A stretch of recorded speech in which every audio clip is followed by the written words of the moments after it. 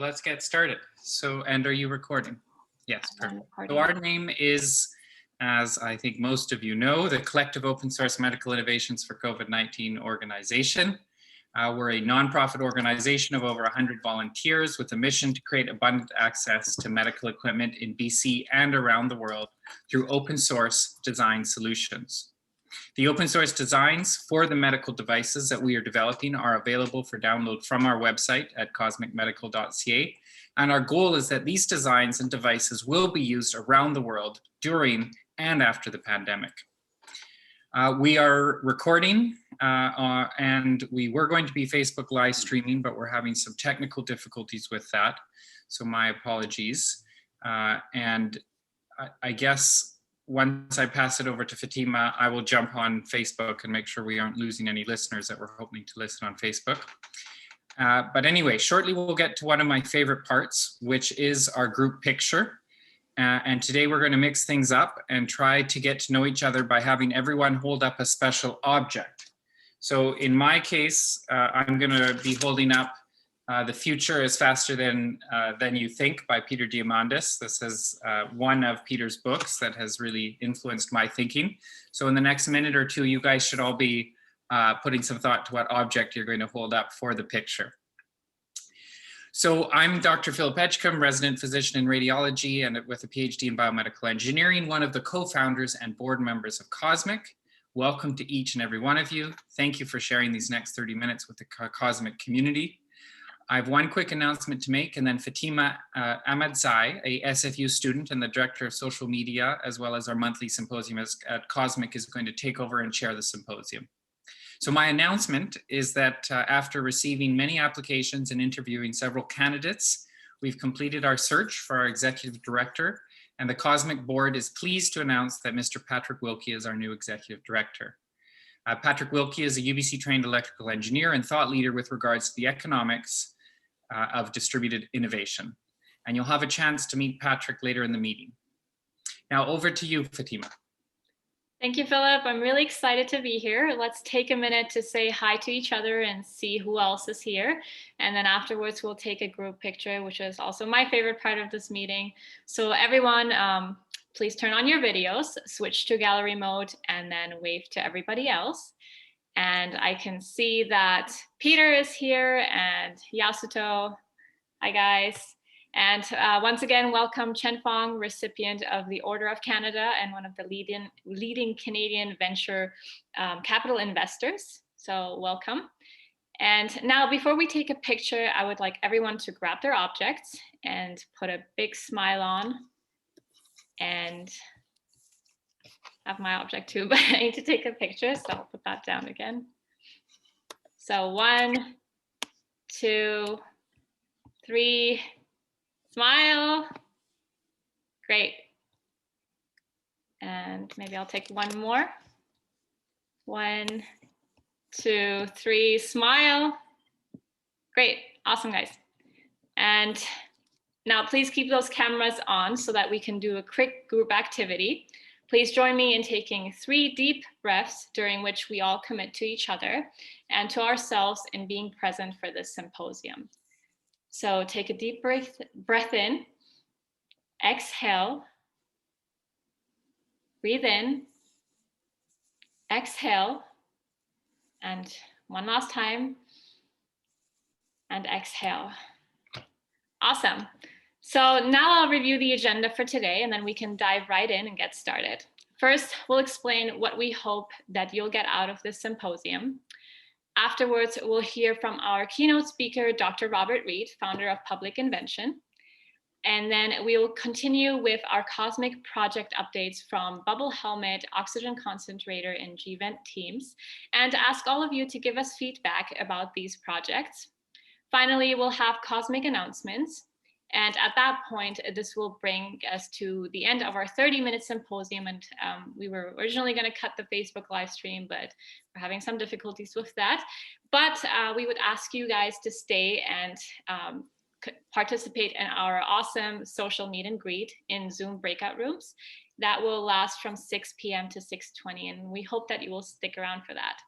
So we will begin our meeting with Sunny, a member of the Bubble Helmet team to explain what the purpose of this symposium is. So Sunny, if you're ready. For sure. Thanks, Fatima. The purpose of this meeting is to strengthen the COSMIC community, share progress with the world, inform the public regarding important information about COVID-19, get feedback on our work, and outline the help we need to move forward. We are based out of Vancouver, Canada, and have become a global movement. As such, we have people that are attending this meeting from all around the world. Thank you, Sunny, for outlining the importance of this symposium. And I will now introduce our guest speaker, Dr. Robert Reed, co-founder and head coach of Public Invention. Among many other professional accomplishments, Dr. Reed was an Obama Presidential Innovation Fellow and coach for the fellow analysis of open source ventilator project. So without further ado, Dr. Reed, I will pass it on to you. Thank you. Is my audio good? It's perfect.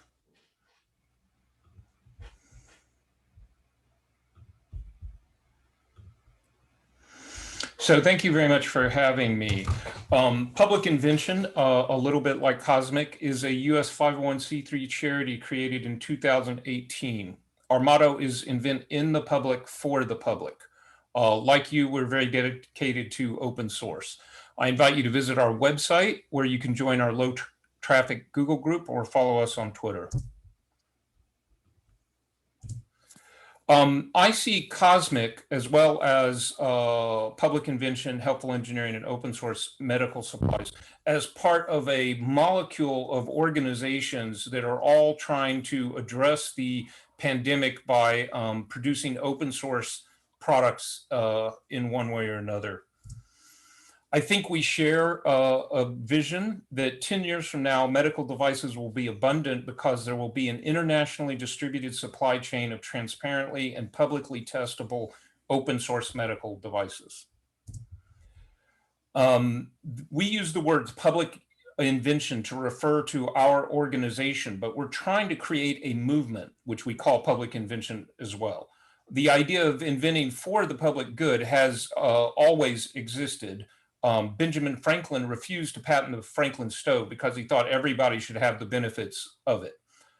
However, in 2020, we can now see that built on the maker movement and the Free Libre open source software movement, in addition to the fact that many hardware technologies have now made inventing hardware devices less expensive, we can see a third pole rising.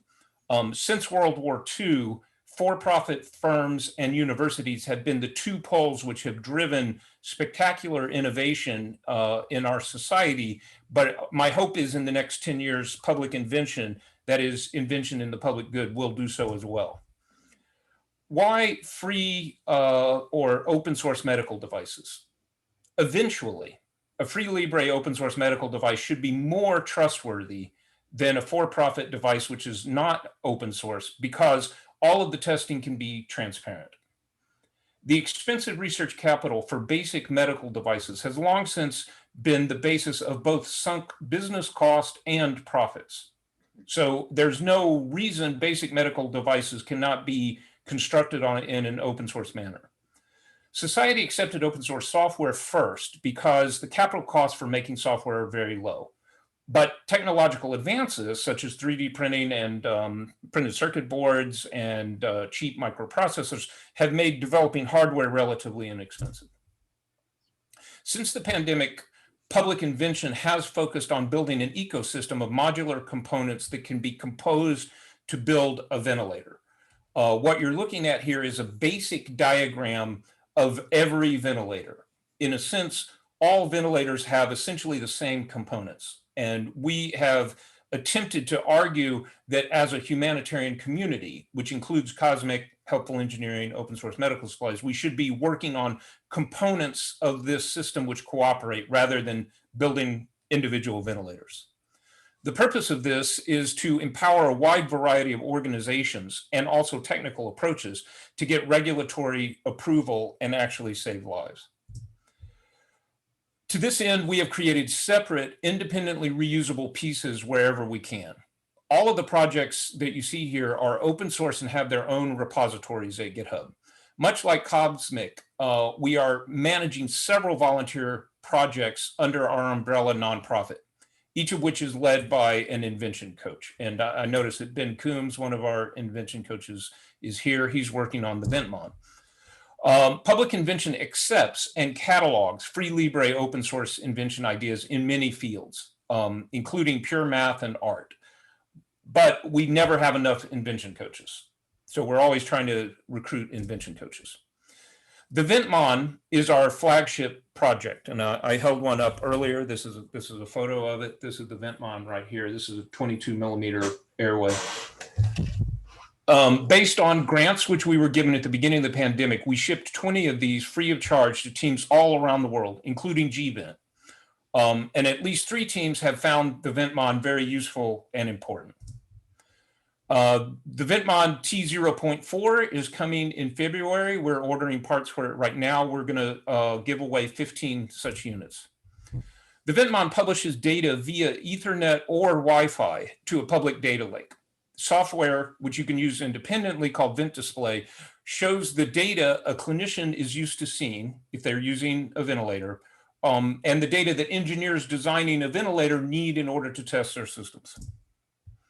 Finally, we have co-written an essay published at Make Magazine about how to design teams, how that design teams such as COSMIC and Public Invention can reasonably bring products to market and get them in the hands of needy clinicians. So unfortunately, actually saving lives requires more than just technical design. It also requires the design of organization, business models, legal structures, and a lot of other kind of mature thought about how we're going to actually deploy these devices. However, we have a very large community of humanitarian engineers and other business people and lawyers who have stepped up to address the pandemic. So thank you, and keep up the good work at COSMIC. Thank you so much, Dr. Robert Reed, for your presentation. I agree. I think that free libre open source medical devices should be more trustworthy, and we should, and since we all strive to achieve that goal, to bring more innovations and designs to people that are unfortunately in less unfortunate circumstances, I think that slowly we are actually getting there. And I also think that this pandemic has helped us bring more people together and unite and strive to make the world better, I think. So thank you, Robert Reed, for your awesome presentation. And I will pass on to Abhijit from Bubble Helmet to talk about our project updates at COSMIC. I think Arpan would be the right person for the bubble helmet. I'll be speaking for oxygen concentrator. Oh, so. Sorry, Arpan. That's correct. Thanks, Fatima. I'll just share my screen quickly, if that's all right.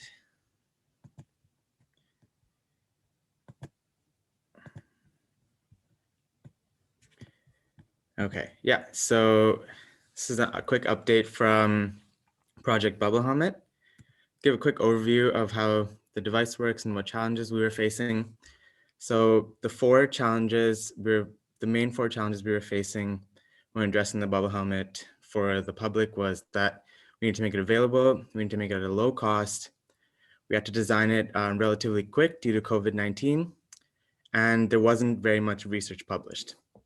So this led us to our current design, which took a lot of prototyping, which was a transparent hood with 3D printed ports. It's easily manufacturable with just a heat sealer, and it's all made by a single material, which is generally easily accessible, which is TPU.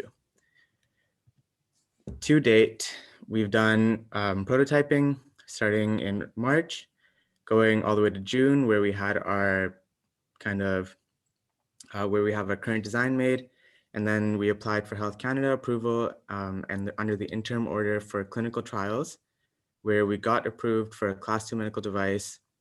And then in October, we published a paper where we really got the word out for our design. And now to the future milestones. So This January, we hope to get our ethical submission in for our first phase of our clinical trial, which will be feasibility. And then a few months after that in March, we hope to begin our multi-center clinical trials. And then in May, we will end the trials and get some data and analyze the data. And then in July 2021 and beyond that, we hope to get further clinical trials done to test the efficacy and also start manufacturing the device and hopefully get it in the hands of as many users as we can. But in order to do this, it's quite expensive, and our major milestone right now and our major roadblock is funding, which we hope to get through donors and grants that we're applying to. So that's another big push that we're doing currently, where we're applying to a lot of grants and hope to get funding to run all these clinical trials and also manufacture as many hoods as we can for these trials. Yeah, and that's just a quick update from Bubble Helmet. Tried to keep that under 2 minutes.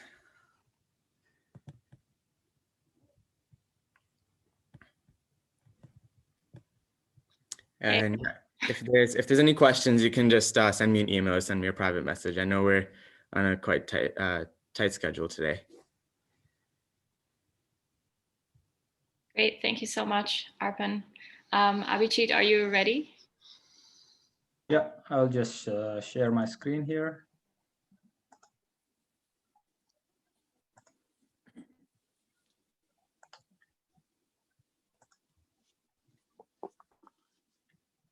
All right, so as we all know, world had been grappled by COVID-19, and you can see from the screen that there is a significant demand for oxygen and oxygen concentrators given the COVID-19 pandemic. The demand currently is significant as well, and the demand always existed in pre-COVID era, and it will also stay after once the COVID is over as well.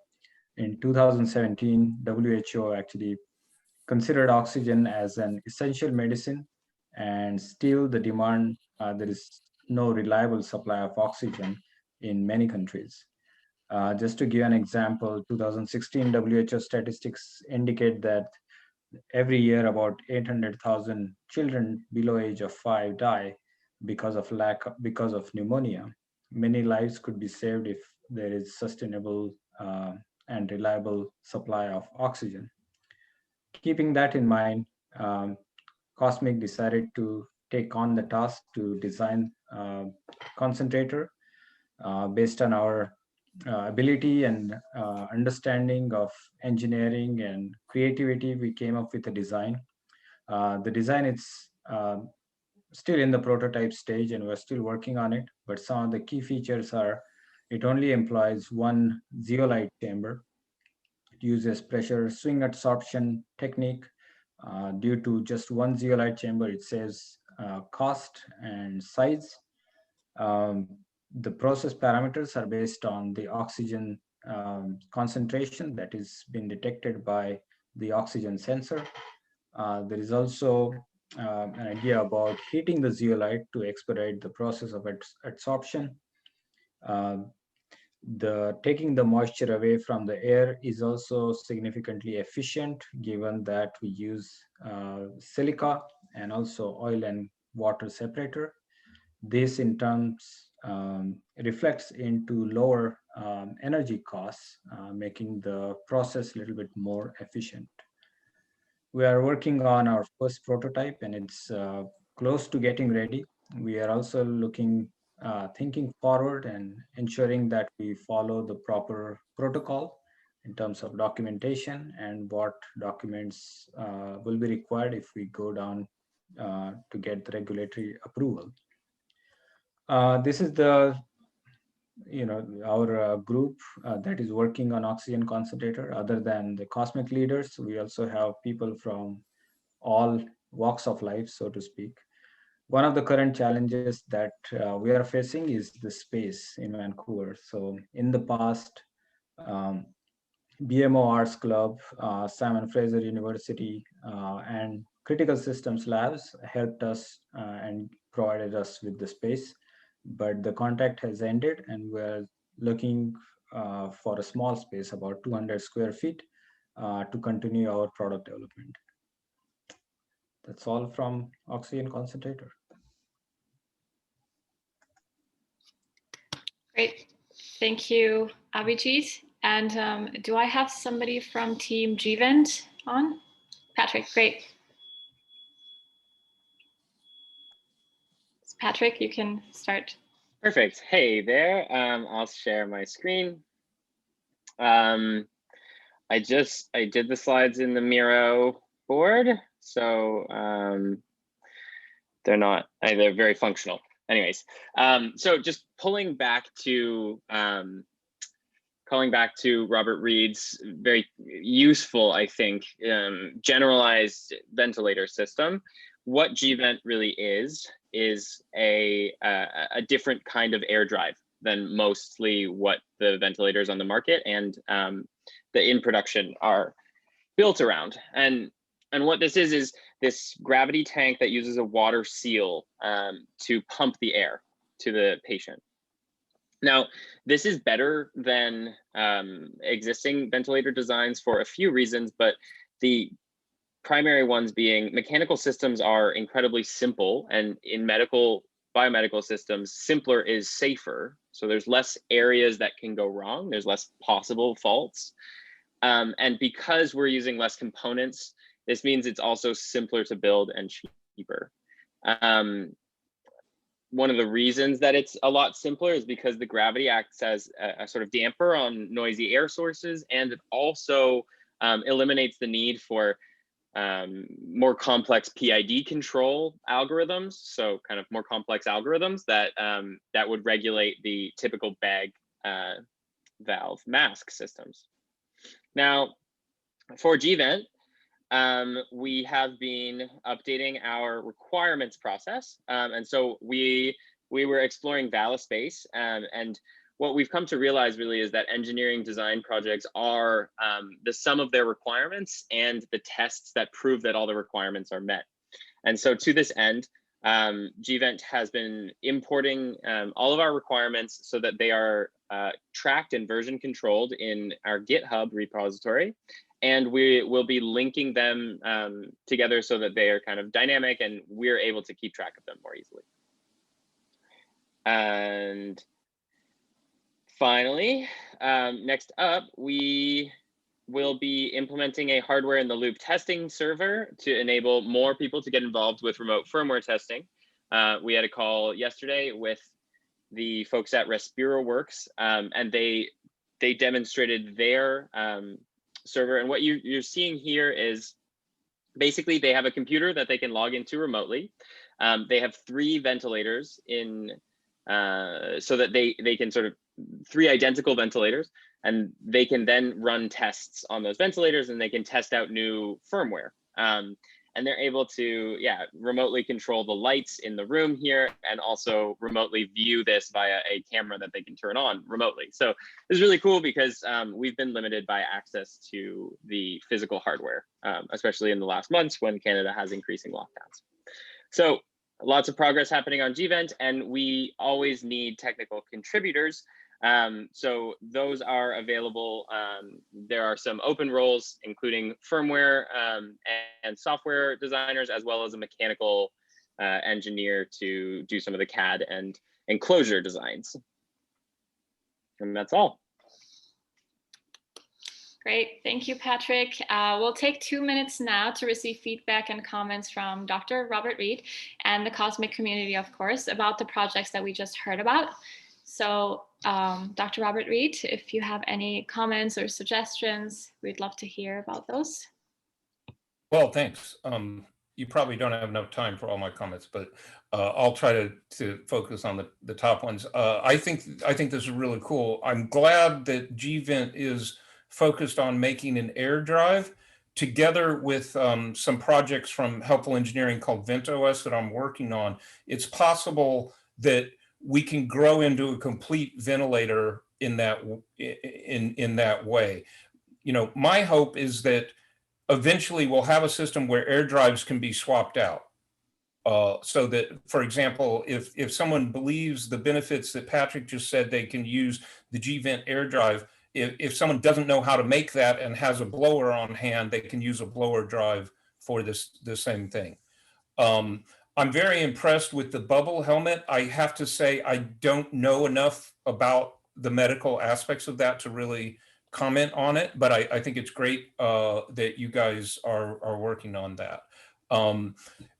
With respect to the oxygen concentrator, Ben Coombs, who is here, is building the public invention oxygen concentrator. And we have an early prototype which has produced some oxygen. And we are using some of the Ventmon, which has an oxygen sensor in it, as well as a flow sensor and a pressure sensor, to assist essentially the testing of the PIOC, the public invention oxygen concentrator.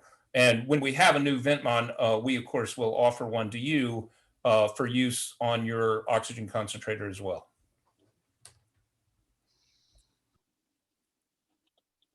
Thank you. Great, thank you, Dr. Robert Reed. So now Patrick Wilkie, the COSMIC Executive Director of COSMIC Medical, will say a few announcements about COSMIC. So Patrick, if you'd like to start. Perfect. Yeah, thank you for that. So I'm very excited to have been kind of formally appointed as COSMIC Medical's director for the next period of time. And I've been working with COSMIC in this role since the inception. Well, not in this role, but I've been working with COSMIC in a kind of strategic role and on the hardware development as well. And so I like sort of traversing this ladder of abstraction and going from the nitty-gritty details of the engineering way up to the how are we organizing our communication systems at COSMIC and how can we better self-organize. So I am very honored to have been selected.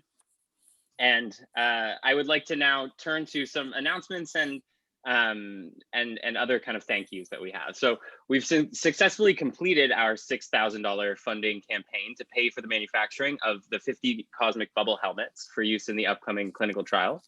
And we have now signed a contract with our manufacturing partner, Avicam. We expect to take delivery of the bubble helmets within a month. So we'd also like to highlight the very generous donations of $2,000 and $3,000, respectively, from Doctors Ivan Scruby and Avinash Sinha. They're both members of the COSMIC Bubble Helmet Clinical Advisory Board.